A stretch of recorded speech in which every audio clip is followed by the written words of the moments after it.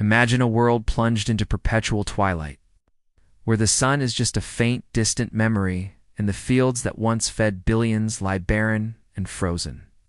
This isn't a scene from a post-apocalyptic movie. It's the scientifically modeled reality of a nuclear winter. What if I told you that the true, lasting horror of nuclear war isn't the initial blast, but the suffocating shadow it casts for decades, fundamentally altering every aspect of human existence? It starts with a spark in a world already smoldering with tension. It's miscalculation, a political standoff that spirals out of control, a single button press born from fear. The unthinkable happens. It begins not with a whimper, but with a series of blinding flashes, brighter than 1,000 suns, searing the sky. In major cities across the globe, the day turns to an instantaneous, searing noon. For those in the blast radius, existence is vaporized. For those just outside, the world is torn apart by shockwaves that flatten buildings like houses of cards.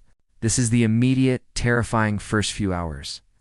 The initial detonations are devastating, but they are only the beginning of a far more sinister and prolonged catastrophe. From the heart of these urban infernos, something new begins to form. Fires rage uncontrollably, consuming everything: buildings, plastics, asphalt, forests.